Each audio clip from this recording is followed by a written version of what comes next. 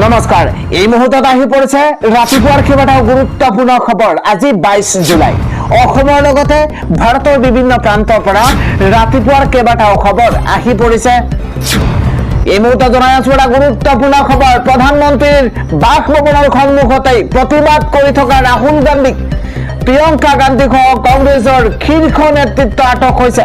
আটক কৰা হৈছে কংগ্ৰেছৰ যুৱৰাজ ৰাহুল গান্ধীক। মঙলবাৰে প্ৰধানমন্ত্ৰীৰ বাসগৃহৰ সন্মুখতেই প্ৰতিবাদ কৰা কংগ্ৰেছৰ নেতা কৰ্মীক আটক কৰিছে দিল্লী আৰক্ষীয়ে। প্ৰতিবাদস্থলীৰ পৰা আৰক্ষীয়ে চুচুৰাই লৈ গৈছে কংগ্ৰেছৰ যুৱৰাজ ৰাহুল গান্ধীক। এটা ডাঙৰ খবৰ এই মুহূৰ্তত। ৰাজধানী দিল্লীত প্ৰতিবাদ কৰি গ্ৰেপ্তাৰ হৈছে কংগ্ৰেছৰ যুৱৰাজ ৰাহুল গান্ধী। প্ৰতিবাদস্থলীৰ পৰা আৰক্ষীয়ে চুচুৰাই লৈ গৈছে এই মুহূৰ্তত ৰাহুল গান্ধী সহ কংগ্ৰেছৰ বহু জ্যেষ্ঠ নেতাকো গ্ৰেপ্তাৰ কৰা হৈছে। কেৱল সিমানেই নহয়, নিটৰ প্ৰশ্ন কাকত ফাদিলক লৈ প্ৰতিবাদ কৰিছিল, প্ৰতিবাদত বহিছিল কংগ্ৰেছ নেতৃত্ব, কংগ্ৰেছৰ শীৰ্ষ নেতাসকল আৰু ৰাহুল গান্ধীও আছিল। আৰু বৰ্তমানেও উত্তপ্ত আছে ৰাজধানী দিল্লী। ৰাজধানী দিল্লীত প্ৰতিবাদ কৰি গ্ৰেপ্তাৰ হৈছে কংগ্ৰেছৰ যুৱৰাজ ৰাহুল গান্ধী। ইফালে আৰক্ষীৰ হতাহতি, নাক ফাটিছে ৰাহুল গান্ধীৰ, তেজ ওলোৱা দেখা গৈছে ৰাহুল গান্ধীৰ এখন ছবিত। আৰু ৰাহুল গান্ধীক এইদৰেই দৃশ্য আপোনালোকক দেখুৱাইছো, এইদৰে ৰাহুল গান্ধীক চুচুৰাই গ্ৰেপ্তাৰ কৰা হৈছিল। গ্ৰেপ্তাৰ কৰাৰ সময়ত ৰাহুল গান্ধীয়ে কৈছে যে এই মুহূৰ্তত ভাৰতত গণতন্ত্ৰক হত্যা কৰা হৈছে। ৰাহুল গান্ধীক চুচুৰাই নিয়াৰ সময়তে দিল্লী আৰক্ষীয়ে ৰাহুল গান্ধী কৈছে যে এই মুহূৰ্তত ভাৰতত গণতন্ত্ৰক হত্যা কৰা হৈছে। পৰৱৰ্তী খবৰটো হৈছে 24 জুলাইত নামাজ আদায় কৰি লাখ লাখ মুছলমানে কঁপাব ৰাজধানী। এই মুহূৰ্তত এটা গুৰুত্বপূৰ্ণ খবৰ। 24 জুলাইত ভাৰতৰ মুছলমানৰ শক্তি দেখিব বিশ্বই। জুমাৰ নামাজ আদায় কৰি একত্ৰিত হব লাখ লাখ মুছলমান। এই মুহূৰ্তত এটা গুৰুত্বপূৰ্ণ খবৰ। দেশৰ মুছলমানে আৰু সহ্য নকৰে হাৰাশাস্তি, অত্যাচাৰ। দিল্লীত একত্ৰিত হব দেশৰ সকলো শক্তিশালী মুছলমান নেতা আৰু ধৰ্মগুৰু। সকলো মুছলমান সংগঠনৰ নেতা একত্ৰিত হব দিল্লীত। ডাঙৰ খবৰ এই মুহূৰ্তত। একত্ৰিত হব সকলো মুছলমান ধৰ্মগুৰু, উলেমা, লগতে মৌলবীসকল উপস্থিত থাকিব। ভৱিষ্যতে মুছলমানৰ ওপৰত অত্যাচাৰ হবলৈ নিদিয়াৰ হুংকাৰ।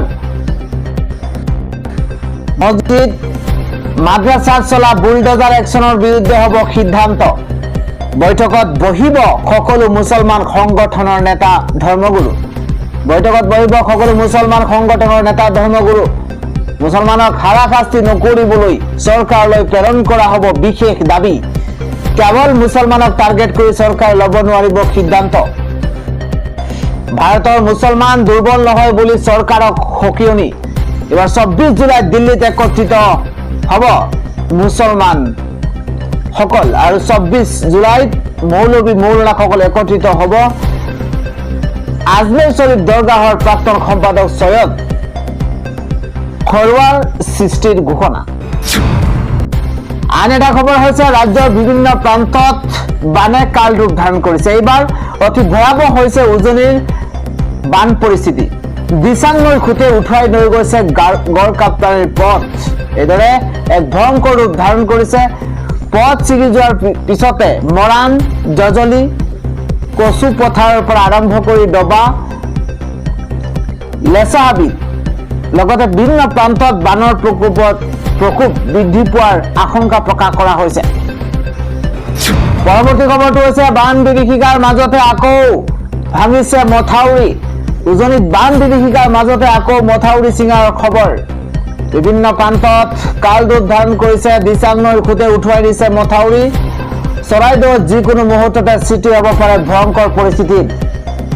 চৰাইদেউৰ বৃহত্তৰ অঞ্চলত হুৰাহুৰে সোমাইছে পানী। দিচাং নৈৰ পানীয়ে উঠুৱাই নিছে গড়কাপ্তানিৰ পথো। উজনিত বান বিভীষিকাৰ মাজতে নিশা মথাউৰি ছিঙাৰ খবৰ। এক আতংকময় পৰিৱেশৰ সৃষ্টি হৈছে চৌদিশে।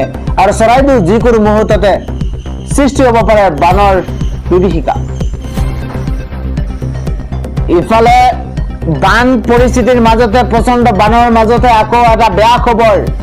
আকৌ মৃত্যুৰ খবৰ আহিছে এটা ডাঙৰ খবৰ এই মুহূৰ্তত জনাইছো নিশা উজনিৰ পৰা আহিছে আকৌ এটা বেয়া খবৰ কিয়নো প্ৰতিটো মুহূৰ্ততে বৃদ্ধি পাইছে মৃতকৰ সংখ্যা টিয়কত নিশা পুনৰ বানত মৃত্যু হৈছে এগৰাকী লোকৰ এটা দুখবৰ এই মুহূৰ্তত জনাইছো কুকুৰমণি মাঝি নামৰ মহিলাগৰাকীৰ কৰুণ মৃত্যু হৈছে বলিয়া বানত সংহাই উদ্ধাৰণ কৰিছে বান পৰিস্থিতিয়ে নিশা বৰ্তমানো কমা নাই বানৰ বিভীষিকা আনুষ্ঠানিক তথ্য অনুসৰি 15 গৰাকীৰ মৃত্যু হৈছে এই বলিয়া বানত ভাৰত এই পৰ্যন্ত 15 গৰাকীকৈ লোকৰ মৃত্যু হৈছে উজনিৰ পৰা আহিছে আকৌ এটা বেয়া খবৰ আন এটা খবৰ হৈছে মহিলাৰ কাপোৰ ফালি অত্যাচাৰ সিজেপিৰ প্ৰতিবাদত আৰক্ষীৰ বিৰুদ্ধে ভয়ংকৰ অভিযোগ উত্থাপন হৈছে এই মুহূৰ্তত এটা ডাঙৰ খবৰ মহিলাৰ কাপোৰ ফালি অত্যাচাৰ কৰাই নেকি শাসন প্ৰতিবাদ কৰাৰ বাবে যুৱতীৰ কাপোৰ ফালি দিছিল আৰক্ষীয়ে ইউনিফৰ্ম নিপিন্ধাকৈ আহি প্ৰতিবাদকাৰীক আক্ৰমণ কৰিছিল আৰক্ষীয়ে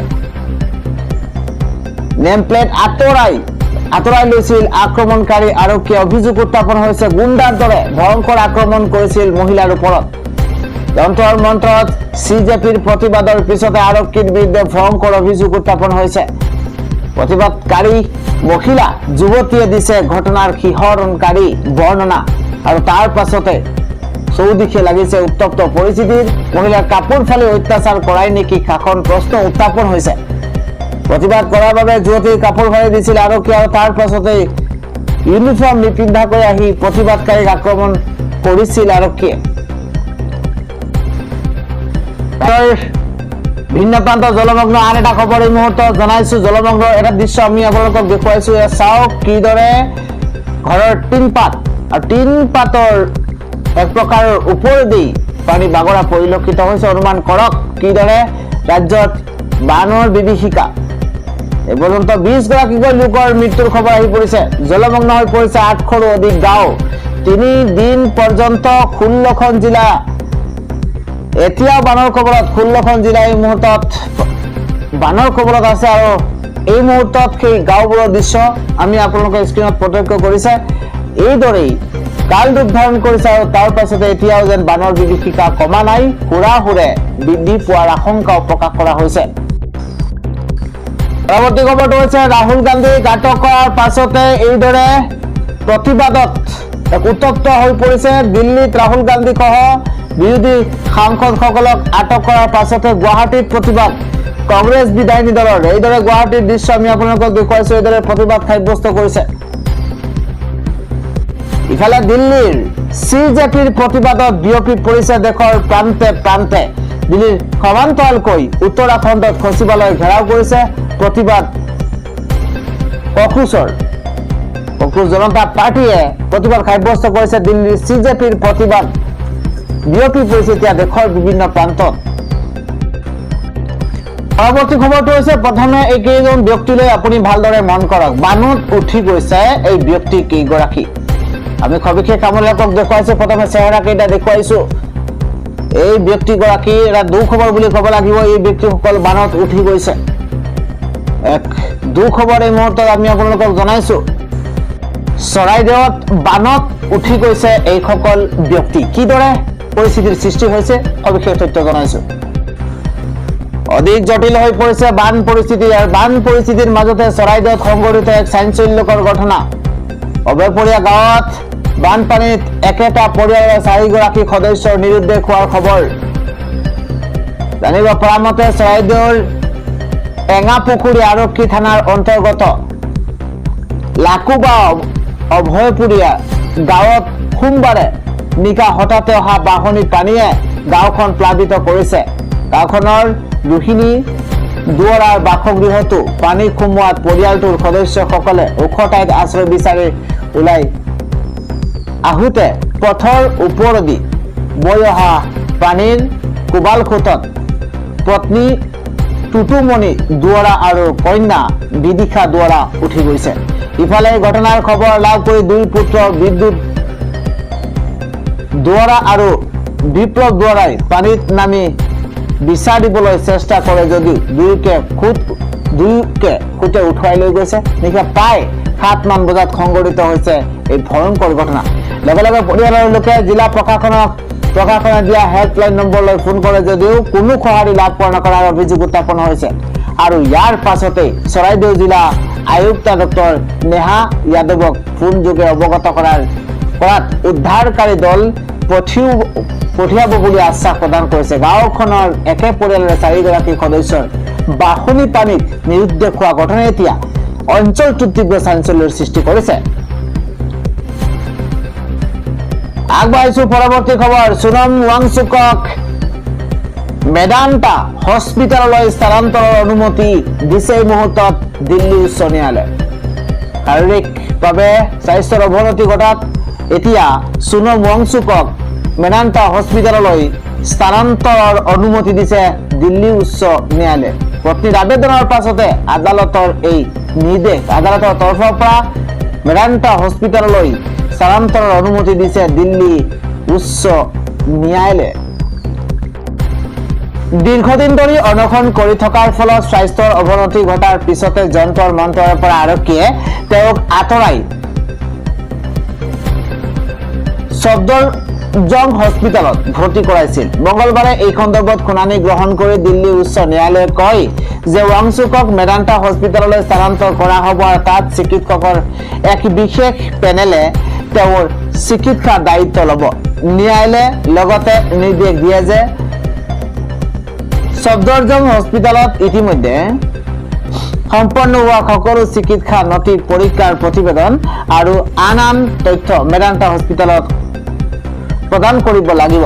শুনানিৰ সময়ত বিচাৰপীঠে মন্তব্য কৰে, আমি তেওঁক মেদান্তালৈ স্থানান্তৰ কৰাৰ প্ৰস্তাৱ ৰাখিছো আৰু তাতেই তেওঁৰ চিকিৎসা চলিব। সফদৰজঙত সম্পন্ন হোৱা সকলো চিকিৎসা সম্পৰ্কীয় তথ্য প্ৰতিবেদন আৰু নথি মেদান্তাক যোগান ধৰা হ'ব। উল্লেখযোগ্য যে সোনম ৱাংচুকৰ পত্নী গীতাঞ্জলি জে আংমুৱে দিল্লী উচ্চ ন্যায়ালয়ত এক আবেদন দাখিল কৰি তেওঁৰ স্বামীৰ স্বাস্থ্যৰ অৱনতিৰ কথা উল্লেখ কৰি সফদৰজং হস্পিটেলৰ পৰা মেদান্তা হস্পিটেললৈ স্থানান্তৰৰ দাবী জনাইছিল। আবেদনত কোৱা হৈছিল যে যন্ত্ৰৰ মন্ত্ৰ দীৰ্ঘদিনীয়া অনশনৰ ফলত ৱাংচুকৰ শাৰীৰিক অৱস্থা সংকটজনক হৈ পৰিছে আৰু উন্নত চিকিৎসাৰ প্ৰয়োজন।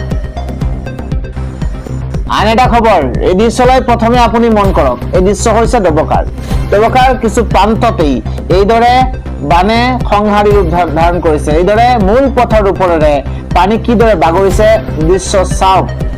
আৰু ঘৰৰ চোতাল, কাৰোবাৰ ঘৰৰ ভিতৰ পৰ্যন্ত পানী হৈছে আৰু এইদৰে যাতায়াতত জ্বলা কলা খাইছে সাধাৰণ জনতাই। এইদৰে চাওক, এফালৰ পৰা ভাঙি ধ্বংস কৰিছে ৰাস্তা আৰু এইদৰে প্ৰবল খুঁত আৰু ৰাস্তাৰ ওপৰেদি খুঁত বৈছে। ডবকাৰ দৃশ্য।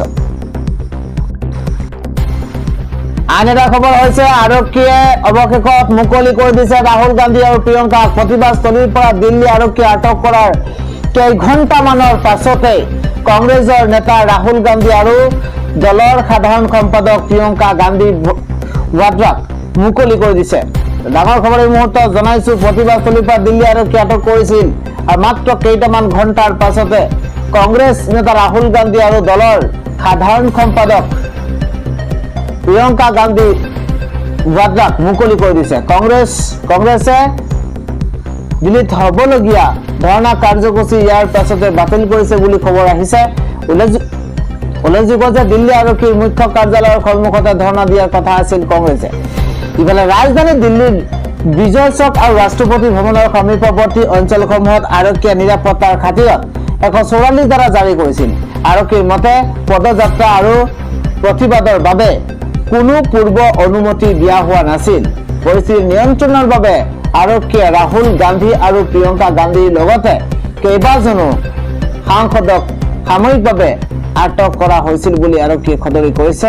প্ৰায় 4 পৰা 5 ঘণ্টা টানাত ৰখাৰ পাছতেই পৰিস্থিতি শান্ত হোৱাত দিল্লী আৰক্ষীয়ে তেওঁলোকক বিনা চৰ্তে মুকলি কৰি দিয়ে কংগ্ৰেছ নেতাসকলক। ৰাহুল গান্ধীয়ে প্ৰতিক্ৰিয়া প্ৰকাশ কৰি কয় যে ই হৈছে গণতন্ত্ৰৰ হত্যা। আমি ইতিমধ্যে জনাইছো, আমি দেশৰ সাধাৰণ ৰাইজৰ সমস্যা, মূল্য বৃদ্ধি, নিবনুৱা সমস্যাৰ বিৰুদ্ধে মাত মাতিছো আমাক শান্তিপূৰ্ণভাৱে প্ৰতিবাদ কৰাত বাধা দিয়া হৈছে অভিযোগ উত্থাপন কৰিছে কিন্তু আমি কেতিয়াও হাৰ নামানো আমি হাৰ মনা নাই জনাইছো পৰৱৰ্তী খবৰ ৰাজ্যৰ বিভিন্ন প্ৰান্তত ইতিমধ্যে জনাইছো বান বিভীষিকাৰ তাৰ মাজতে এইদৰে বন্যাত্মৰ কাষ পাইছেগৈ গৌৰৱ গগৈ এইদৰে বান পৰিস্থিতিৰ বুজ লৈছে গৌৰৱ গগৈয়ে বান পৰিস্থিতিৰ বুজ লৈছে বানৰ বিভীষিকাৰ মাজতে গৌৰৱ গগৈ সহায়ৰ হাত বুলি ক'ব লাগিব আৰু এইদৰে যোৰহাটৰ এলেং মৰা খালমৰাৰ বন্যাত্মৰ কাষত যোৰহাট লোকসভা সমষ্টিৰ সাংসদ গৌৰৱ গগৈ উপস্থিত হৈছে বান পৰিস্থিতিৰ বুজ লৈছে গৌৰৱ গগৈয়ে ইফালে দিল্লীত প্ৰতিবাদ কৰিবলৈ গৈ আটক হৈছে ৰকিবুল হুছেইন প্ৰধানমন্ত্ৰীৰ বাসগৃহত নিটৰ প্ৰশ্ন কাকত ফাদিলক লৈ প্ৰতিবাদত বহিছিল কংগ্ৰেছৰ সাংসদ গৰাকীয়ে তাৰ পিছতে আটক হৈছে ৰকিবুল হুছেইন পৰৱৰ্তী খবৰটো হৈছে হঠাৎ খং উঠিছে হিমাংশু প্ৰসাদ দাসৰ বলিউডৰ ছুপাৰষ্টাৰৰ বিৰুদ্ধে কিহৰ ক্ষোভ কক্ৰোচ জনতা পাৰ্টিৰ প্ৰতিবাদক সমৰ্থন জনাইছে হিমাংশু দাসে তাৰ মাজতে XYZৰ শুভ মুক্তিৰ দিন স্থগিত বুলি ঘোষণা ইফালে পলাশবাৰীত IIM গুৱাহাটী MBAৰ প্ৰথম বেটছৰ কালি শুভাৰম্ভণি কৰিছে মুখ্যমন্ত্ৰী ডক্টৰ হিমন্ত বিশ্ব শৰ্মাই IIM গুৱাহাটী আৰু অসম চৰকাৰৰ সহযোগত 3D প্ৰিণ্টিং টেকনলজিৰ লগতে কেইবাটাও উন্নয়নমূলক প্ৰকল্পৰ আধাৰশিলা স্থাপন কৰিছে ৰাজ্যৰ মুখ্যমন্ত্ৰী হিমন্ত বিশ্ব শৰ্মাই জানিব পৰা মতে পলাশবাৰীত IIM গুৱাহাটী আৰু MBAৰ প্ৰথম বেটছৰ কালি মুখ্যমন্ত্ৰী হিমন্ত বিশ্ব শৰ্মাই শুভাৰম্ভণি কৰিছে IIM গুৱাহাটী আৰু অসম চৰকাৰৰ সহযোগত 3D প্ৰিণ্টিং টেকনলজিৰ লগতে কেইবাটাও উন্নয়নমূলক প্ৰকল্পৰো আধাৰশিলা স্থাপন কৰিছে ৰাজ্যৰ মুখ্যমন্ত্ৰী হিমন্ত বিশ্ব শৰ্মাই